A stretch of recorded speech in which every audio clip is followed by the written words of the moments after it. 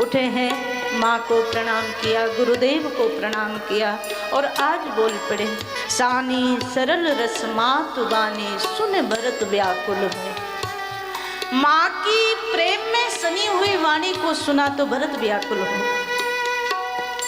इसी माँ के पुत्र को, श्री राम जी को, उनके अधिकार से वंचित करके वनवासी बना करके मेरी माँ ने भेज दिया और वो माँ आज मुझे सिंहासन मिले इसके लिए बार बार मुझे कह रही है कि भरत स्वीकार कर लो। श्री भरत रोए, पूरी सभा भरत के मुख की ओर देख रही है, क्या होने वाला है। भरत जी बोले, गुरुदेव वैदिक विधान यही है, गुरु का आदेश पालन करना चाहिए, माता पिता का आदेश पालन करना चाहिए और गुरु के सामने तो बोलना भी महापाप है। लेकिन आज मेरा विवेक चला गया, मैं क्या करना चाहिए क्या नहीं करना चाहिए ये भी नहीं समझ पा रहा हूँ, पर आपके सामने मैं खड़ा होकर बोल रहा हूँ, ये सबसे बड़ा पाप है, जानते हुए भी कर रहा हूँ, उसके लिए मैं आपसे क्षमा चाहता हूँ। गुरुदेव वशिष्ठ जी ने कहा, भरत बोलो क्या चाहते हो। श्री गोस्वामी जी महाराज ने कहा, भरी सभा में भरत जी ने कह दिया, गुरुदेव ये सिंहासन आप कहते पिता का आदेश है इसलिए स्वीकार कर लूं। ठीक है, मैं ये बात मान भी लूं, तो मेरा एक प्रश्न है, पहले उसका उत्तर मुझे मिले। मेरे पिता ने जिस समय ये निर्णय किया था कि राम को कल सुबह राज तिलक किया जाएगा, वो कब और कहां किन परिस्थितियों में किया था। गुरुदेव ने कहा, भरत आपके पिता महाराज दशरथ ने सिंहासन पर बैठकर पूरी प्रजा, पूरी मंत्रियों के सामने सिंहासन आरूढ़ होकर निर्णय लिया था कि कल सुबह प्रातःकाल राम जी को भावी राजा के रूप में तिलक किया जाए। अच्छा, जब मेरा नाम आया, मुझे राजा बनाया जाए, तब क्या परिस्थिति थी। तो गुरुदेव ने कहा, उस समय रात्रि के समय कैकेयी के साथ कोप भवन में कैकेयी ने इस बात को स्वीकार कराया कि भरत राजा बनेगा।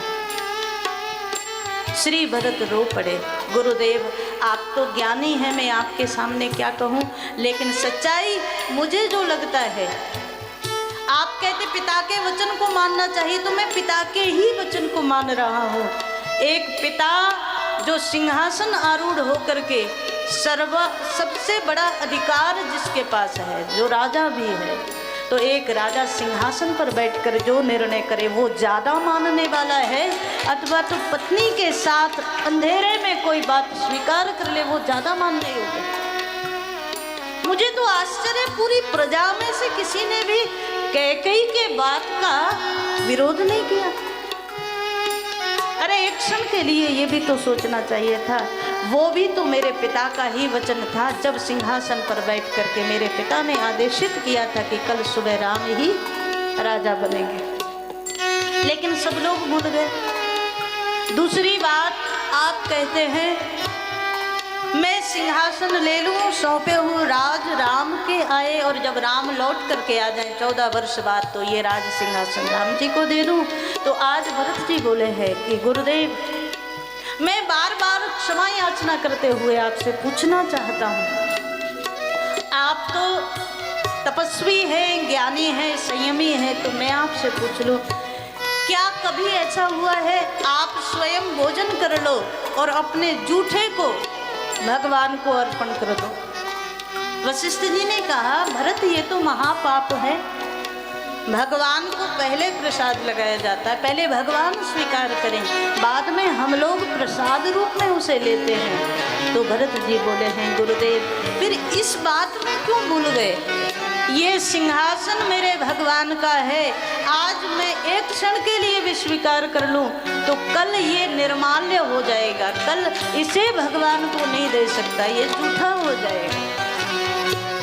हम पहले भगवान को समर्पित करें, बाद में हम ले तो प्रसाद हो गया, लेकिन पहले हम किसी चीज का उपयोग कर लें और बाद में भगवान को दें तो महापाप हो गया। श्री भरत बोले, ये नहीं हो सकता, ये सिंहासन कल भी मेरे भगवान का था, आज भी मेरे राम जी का है, और हमेशा मेरे भगवान का ही रहेगा। श्री भरत बोले मेरे भगवान के अधिकार को कोई और ले ही नहीं सकता।